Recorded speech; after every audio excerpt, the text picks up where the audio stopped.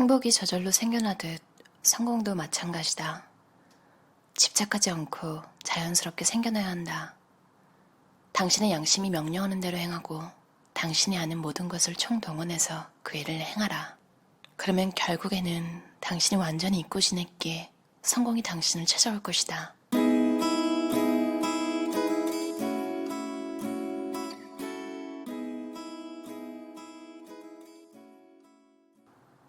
최고의 것만 추구하는 사람들의 비밀. 우리는 더 나은 것에 집착하는 문화 속에서 살아간다. 우리가 무엇을 소유하고 있든 얼마나 잘 살든 간에 우리는 여전히 더 나은 것을 갈망한다. 그뿐만 아니라 우리는 더 나아지고 더 많이 가지려는 열망이 성공의 핵심 요소라고 맹신하기까지 한다. 진정으로 원하면 가질 수 있다는 생각도 맹목적으로 받아들인다. 하지만 실제로 이 말이 사실인지를 시험해본 사람은 극소수라는 것을 알아야 한다. 자신에게 이런 질문을 던져보라. 더 나아지려는 욕구를 품기만 해도 더 나아질 수 있을까? 아니면 실질적인 성장과 발전은 더 나아지려는 욕구가 아닌 다른 무언가에 의해 이루어질까? 더 나은 것에 대해 끊임없이 욕망하고 기대한다는 건 우리가 더 많은 돈을 벌고 더 나은 서비스를 받고 더 많은 사치를 누려도 여전히 우리 삶의 질은 나아지지 않음을 반증한다. 우리가 더 큰 성공을 추구한다고 해서 우리의 삶이 더 행복해지는 것은 아니다. 통계에 따르면 오히려 우리의 삶은 더 나빠지고 있다. 그렇다면 이런 후퇴 현상을 어떻게 막을 수 있을까? 바로 더 나은 것보다 가장 좋은 것을 추구하는 것이다. 더 나은 것을 가장 좋은 것으로 대체하라. 나는 더 나은 것을 대신해서 가장 좋은 것을 추구하라고 권하고 싶다. 더 나은 것의 문제는 그 기준이 주관적이라는 점이다. 누군가 당신에게 더 나아질 수 있고 더 나아져야만 한다고 말하면 그 말이 격려처럼 들리진 않을 것이다. 오히려 상대방한테 괜한 비판을 당한다는 느낌이 들 것이다. 우리가 자신에게 더 나아져야 한다고 말하는 것도 스스로 자신이 부족하다고 비판하는 것과 마찬가지다. 이런 비판은 기술을 익히고 성장하는 데 도움이 되지 않는다. 나는 종종 상담하는 이들에게 지금까지 살면서 가장 도움이 된 충고가 무엇이었는지 묻곤 한다. 그들이 답을 하면 나는 그 충고가 격려와 비판 중 어느 쪽에 해당하는지를 묻는다. 그러면 10중 8구 대다수가 살면서 가장 도움이 되었던 충고는 격려였다고 답한다. 결국 더 나은 것이 비판이라면 가장 좋은 것은 격려다. 우리에게 필요한 건 자신을 부족하다고 다그치며 더 나아지려고 노력하는 일이 아니다. 오히려 우리가 자신에게 들려줘야 할 말은 최고를 추구했다면 그걸로 충분하다는 격려다. 최고를 추구하는 것만으로 충분하다. 인간은 자신에 대해 기본적인 신념을 지니고 있는데 그 신념은 대체로 둘 중 하나다. 나는 종종 고객들에게 자신에 대해 어떻게 생각하는지 아래 두 가지에서 골라보라고 한다. 1. 나는 더 나아져야 한다. 2. 나는 지금도 잘하고 있다. 대다수가 1번 나는 더 나아져야 한다를 선택한다. 흥미로운 점은 우리가 얼마나 큰 성공을 거두든 계속해서 더 나아지길 원한다는 것이다. 더 나아지길 원하는 이유는 우리 스스로가 자신에 대해 아직은 부족하다는 신념을 지니고 있기 때문이다. 성장은 우리가 원하든 원하지 않든 진행되는 자연스러운 과정이다. 그런데 더 나아져야 한다는 신념은 오히려 이 자연스러운 과정을 방해한다. 스스로에 대한 지속적인 비판, 현재 상태에 대한 불만족은 정신과 육체에 아주 해롭다. 내가 좋아하는 운동선수들은 대부분 더 나아져야 한다고 성급하게 판단한다. 그리고 그러기엔 자신의 정신력이 부족하다고 생각한다. 일부 동의하긴 하지만 나는 현재 상태에 만족하지 못하고 더 나아져야 한다는 신념이 오히려 자신을 제약한다고 말해준다. 그런 후 정말로 최상의 상태로 경기에 임했던 경험을 들려달라고 말한다. 선수들은 최상의 상태로 경기에 임했을 때 어떤 내적 갈등도 없었고 별로 애를 먹지도 않았으며 모든 게 쉽게 풀렸다고 말한다. 그러면 나는 이렇게 묻는다. 만약 그런 최상의 상태를 자주 경험할 수 있다면 더 나아지려는 집착을 버릴 수 있겠어요? 이 질문에 대한 답변은 늘 똑같다. 그럼요, 당연하죠. 핵심은 더 나은 것과 가장 좋은 것을 동시에 추구할 수 없다는 점이다. 둘 중 하나를 선택해야 한다. 만약 더 나은 것에 집착한다면 결코 가장 좋은 것에 이를 수는 없다. 우리는 언제 최상의 상태일까? 홀로코스트 생존자이자 오스트리아 정신과 의사로 활동했던 빅토 프랑클은 1946년에 출간한 죽음의 수용소에서라는 책에서 더 나은 것을 추구하는 일의 고통을 잘 묘사했다. 프랑클 박사는 우리에게 성공과 행복을 추구하지 말라며 아래와 같이 경고한다. 성공을 목표로 삼지 말라. 성공을 목표로 삼아 더 열심히 추구할수록 오히려 성공을 비껴나갈 확률은 더 높아진다. 왜냐하면 성공은 행복처럼 추구할 수 있는 성질의 것이 아니기 때문이다. 성공은 뒤따라오는 것이며 그리고 오로지 자신보다 더 큰 목표를 향해 헌신할 때 부차적으로 따라오는 것이다. 행복이 저절로 생겨나듯이 성공도 마찬가지다. 집착하지 않고 자연스럽게 생겨나야 한다.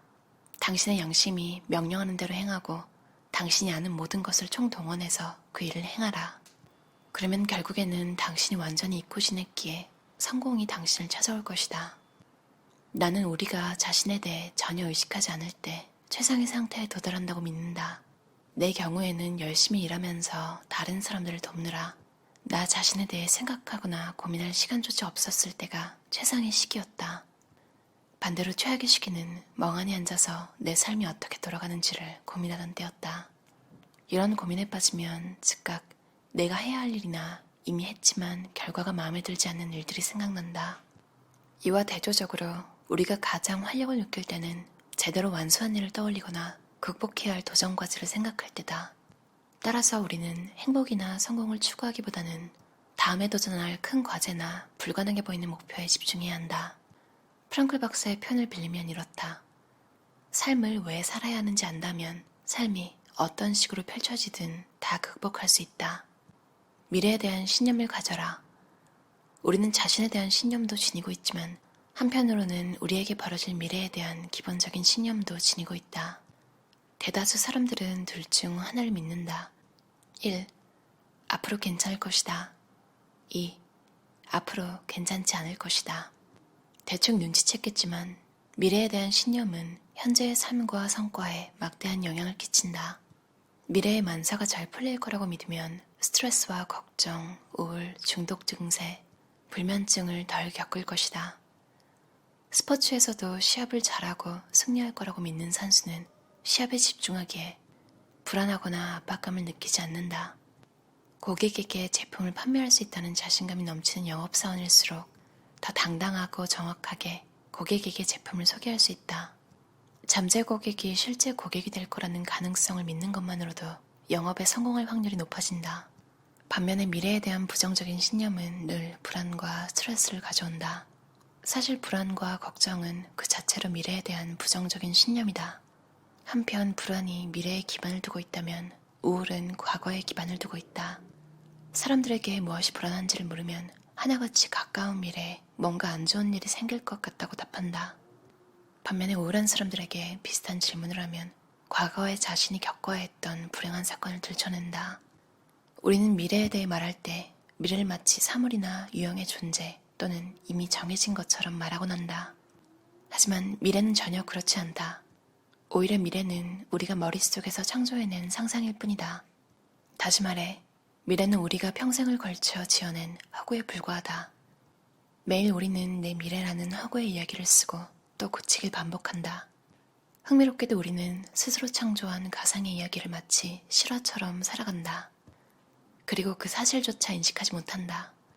이처럼 우리가 자신을 속이면서까지 상상해낸 미래를 믿는 까닭은 그 미래가 우리 자신이 꾸며낸 허구라는 사실을 깨닫지 못하기 때문이다. 어떠셨나요? 자기 실현적 예언은 힘이 세다고 해요. 가끔 우리가 생각하는 일이 실제로 일어나기도 하잖아요. 자기 실현적 예언이라고 하는데요. 자기 실현적 예언은 미래에 대한 개념의 신념이 실제로 현재 행위를 지배하기 때문에 결국에 미래에 대한 신념이 현실화가 되는 것을 말한다고 해요. 그러니까 스스로가 부정적인 자기 실현적 예언을 하고 있다면 먼저 그 사실을 인지해야 하는 거죠.